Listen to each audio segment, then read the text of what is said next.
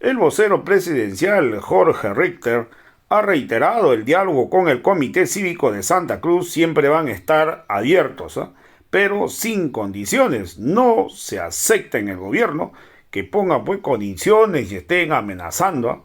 Entonces no puede pues, ponerse condición al diálogo. Y esto respecto a la abrogación del decreto supremo 4760. Entonces lo ha dicho claramente Richter, no está cerrado el diálogo, pero sin condiciones. También ha dicho que este paro es político. Entonces ha dicho claramente cuando se enteraron que la reunión por el censo ya no se iba a realizar en la ciudad de La Paz, se iba a trasladar a Santa Cruz. El mismo día, al instante, salieron a declarar Luis Fernando Camacho y Rómulo Calvo. Dijeron que no iban a asistir a la reunión del censo. Entonces, ¿cómo es posible que ellos dieran una opinión diciendo que no iban a ir cuando no lo consultaron a su comité? Entonces quiere decir que todas las decisiones ahí la toma pues Rómulo Calvo con Luis Fernando Camacho. El comité solamente obedecen lo que ellos le dicen. Porque si ellos dicen, y ahora sale a decir pues esto sinvergüenza, que ellos están haciendo lo que han acordado en el cabildo. Entonces yo pregunto, ¿por qué esto de aquí no llevaron a un cabildo? ¿Por qué no consultaron a sus bases?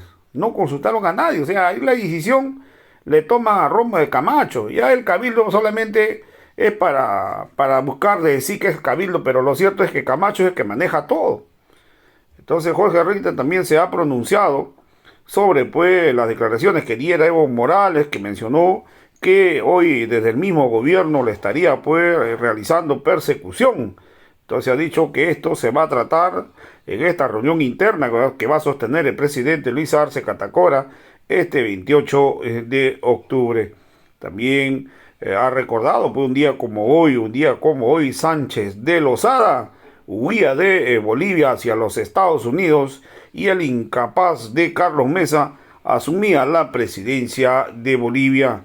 Entonces también Jorge Richter le ha pedido pues, a la oposición hablar más de ellos, ¿no? La verdad que se está fijando pues de otros grupos políticos. Vamos a escuchar pasajes de la intervención sobre este tema del analista Jorge Richter. Económico a la población en Santa Cruz o daño de violentación física.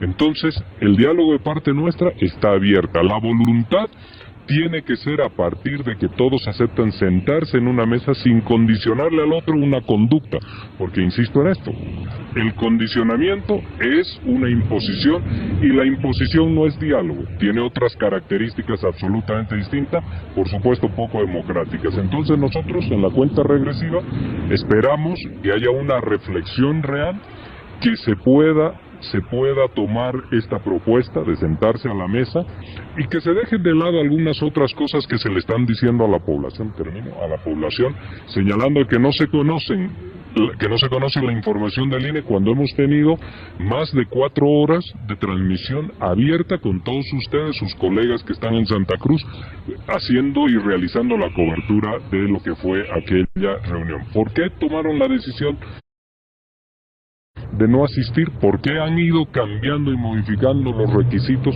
cada vez y cada momento para encontrar un elemento que les permita a ellos tener el respaldo de no asistir y encima intentar quedar bien ante su población? Pues es posible abrogar este decreto que da luz verde al censo en 2024, como pide el Instituto de Acrocínio. El decreto lo que hace es dejar abierta una fecha límite para lo que significa la realización del censo. Sobre esa fecha límite nosotros hemos construido un cronograma, unas propuestas y hemos hecho unas puntualizaciones muy específicas. Por ejemplo, el censo experimental. Nosotros hemos señalado que esto no es posible abreviarlo en 30 días como señala la Universidad Gabriel René Moreno. Esperábamos que ese día nos digan por qué ellos entienden de que eso sí es posible.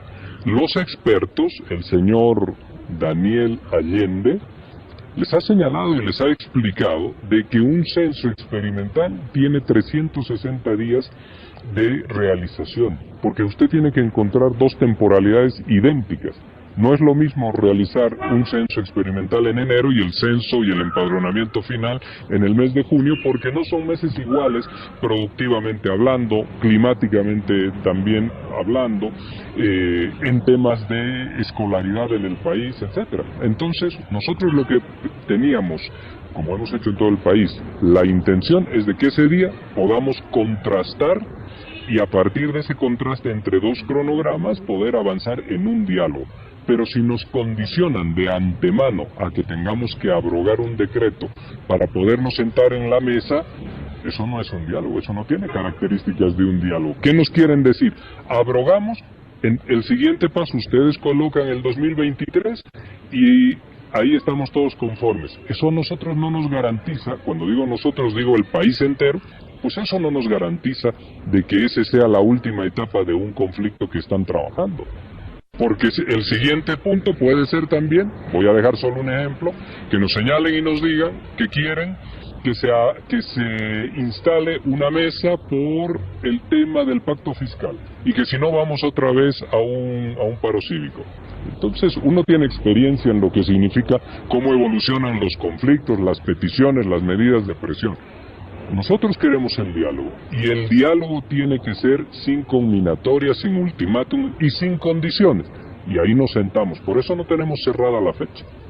Una radicalidad por parte de Santa Cruz, el gobernador, toda vez que nosotros 8 gobernadores se han referido al proceso censal que están acompañando este proceso junto a las autoridades del INE, cuando incluso han rechazado este adjetivo que ha emitido contra sus otros 8 colegas por parte de Fernando Camacho. Hemos señalado de manera absolutamente clara de que en el país hay dos tipos de oposición. Hay una oposición pasiva que está acá en la ciudad de La Paz, que está en la estructura de comunidad ciudadana, y hay una oposición activa que es menor en cuanto a su cantidad de asambleístas en la asamblea plurinacional, y que está en Santa Cruz, pero que tiene una radicalidad y que tiene una amplificación de ruido mucho mayor de lo que ocurre con comunidad. En esa perspectiva, el pedido es absolutamente regional. La pregunta que yo dejo a través de ustedes a la población: si se produce un cabildo en Tarija, en Cochabamba, en El Alto, en cualquier otra ciudad, ¿cuál tiene mayor legitimidad? ¿A cuál se puede atender como construcción de legitimidades o de deliberaciones populares? ¿Cuál se puede imponer? Entonces, lo que quiero decir es que desde una deliberación regional no se puede intentar modular la agenda nacional cuando la decisión es precisamente de todos los bolivianos representados en sus gobernaciones, en sus municipios. No es una decisión de región, es una decisión nacional. Y una decisión nacional se toma en el plano precisamente nacional, no desde la región. Entonces, es un error y es una apreciación equivocada el tener un criterio desde una región para imponerle al resto del país, porque acá tenemos otros gobernadores, como por ejemplo el de Chuquisaca, que se ha manifestado, o el de Tarija, que se ha manifestado, y que no por ser departamentos que tengan un menor tamaño o un menor desarrollo económico o aportación al PIB nacional, pues entonces tienen una valía menos. Esto es como la Cámara de Senadores. La Cámara de Senadores tiene 4 representantes por cada uno de los departamentos. No hay un departamento que valga más que el otro. La proporcionalidad está en diputados. Ahí sí es una cuestión de proporcionalidades de población. Pero la valía de un departamento en equivalencia con otro departamento, eso está en la Cámara de Senadores. Eso significa que no podemos desequilibrar lo que pide un departamento y el otro, porque estaríamos ingresando ya en una etapa de desequilibrios regionales que sería verdaderamente preocupante. Entonces la decisión tiene que ser nacional. Pues la fecha final del censo se está construyendo. Nosotros seguimos avanzando en la aplicación del cronograma. Esto significa en varios de las actividades que son fundamentalmente secuenciales, aunque en algunos medios los señores del Comité Interinstitucional señalen y digan que pueden ser paralelas. toda la expertise que existe en materia de censo, señala y dice que se trabaja en cronogramas secuenciales, no en cronogramas paralelos. Estamos realizando este trabajo, se está avanzando y por supuesto que una vez pues se va a determinar una fecha. El decreto 4670 dice que en el primer trimestre del año 2024 tenemos el plazo máximo para fijar el día, el mes del máximo del 2024 para poder realizar el censo. Tenemos ahí entonces un espacio para poder consensuar y trabajar esa fecha. Al parecer el paro, sin embargo, es inminente a partir de esta semana. El paro tiene una connotación fuertemente política. Fíjese usted que cuando el ministro Sergio Cusicanqui, ministro de Planificación, anunció de que trasladábamos la mesa técnica a Santa Cruz, de forma inmediata, el gobernador y el presidente del Comité Cívico Pro Santa Cruz salieron y dijeron de que ellos no iban a asistir. Ya no deliberaron con las 300 instituciones que componen el Comité Interinstitucional, ya no tuvieron reuniones, ya no tuvieron comunicaciones, fue de manera inmediata. Entonces eso muestra que el paro tiene una connotación de orden político, le sirve a estas dos personas, entre otras, de manera importante para poder revalidar un liderazgo que está en una etapa descendente, uno. Número dos, es la lucha que desde hace bastante tiempo el poder privado son los sectores de logias, los sectores de la economía oligárquica que existen y sobre todo aquellos sectores sociales que van contra lo que significa la implementación del Estado plurinacional, que es una inclusión de todos los sectores sociales en nuestro país, pues a ellos les interesa mucho poder generar una anormalidad e inestabilidad en el país que pudiese. Entonces, esto está absolutamente claro. Fíjese, solo digo algo. Hemos celebrado hace unos días atrás los 40 años de el retorno a la democracia, el primer retorno a la democracia, y hemos celebrado ahora, en unos días más, mañana, el primer retorno a la democracia dentro del periodo del tiempo del Estado plurinacional. Hay que mirar también estas cuestiones de orden político, social o sociológicas que son muy importantes en la construcción de una sociedad. No es solamente decir que queremos un censo y nada más. Las sociedades tienen una complejidad sociopolítica muy compleja, donde se disputan poderes, donde hay intenciones hegemónicos, donde hay sectores sociales que históricamente han estado presentes, intentan imponerse a otros, dominarlos, y bueno, estamos en un momento y en un tiempo de eso. El gobierno Morales dice que existen militares que lo persiguen, le sacan fotografías, no solamente a él, sino a dirigentes de organizaciones sociales. ¿Es eso cierto? Bueno, ese es un tema que se va seguramente a conversar en una reunión de orden interno a la cual el presidente seguramente asistirá si se lo invita para poder discutir aquello. Son temas básicamente de agenda interna.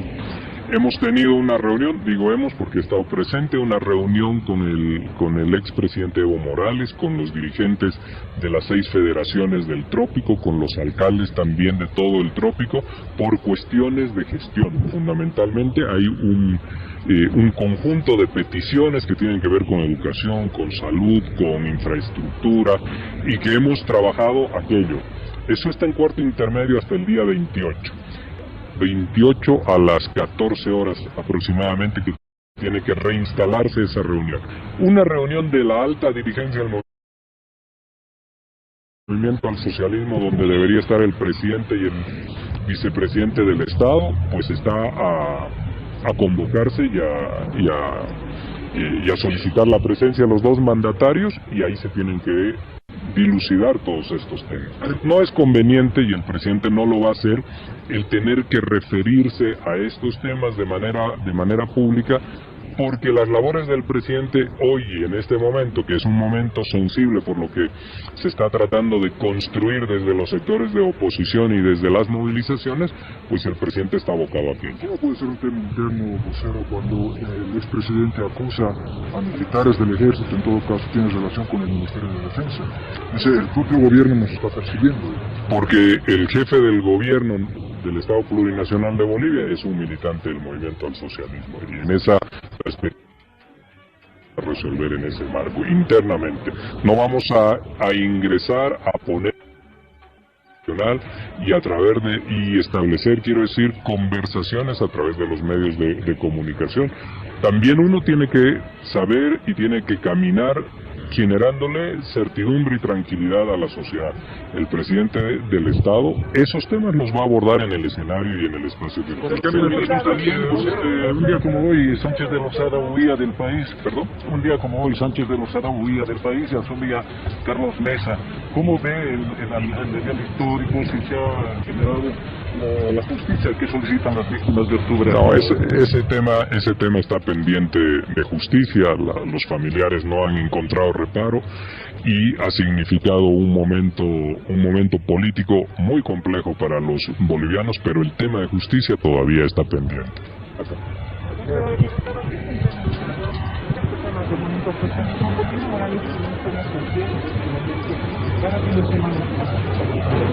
No, pero yo no puedo hacer una apreciación por lo que hace otra persona. El expresidente tiene una forma que lo caracteriza de manifestarse y de estar presente en los medios de comunicación y de transmitir su pensamiento y su preocupación.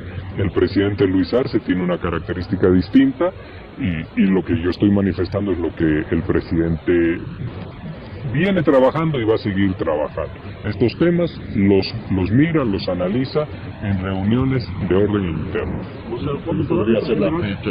Perdón, le voy a señalar algo más de eso que me dice, porque no le estoy tratando de esquivar a la respuesta. Lo que le quiero decir es que las estructuras de los partidos de oposición, de las plataformas opositoras al gobierno y de todos aquellos que se sienten en ejercicio opositor a la actual gestión del presidente Luis Arce, del movimiento al socialismo, del instrumento por la soberanía de los pueblos, del proyecto social y popular de nuestro país, todos hacen en gran medida política a partir de lo que significa la vida interna o la vida misma del movimiento al socialismo.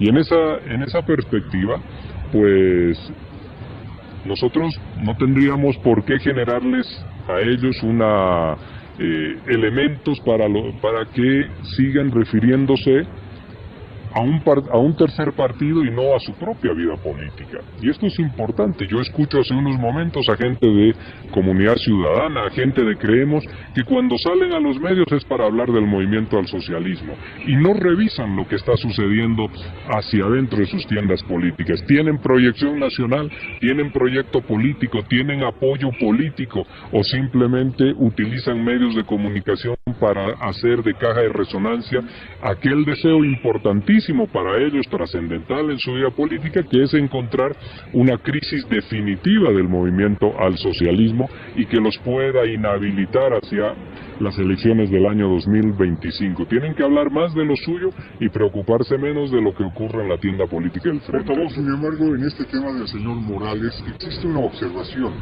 de que él estaría utilizando un sistema de contrainteligencia poniendo en riesgo la seguridad del Estado en el manejo de la inteligencia sobre estas denuncias que hace. ¿Cómo pone en riesgo la seguridad del Estado?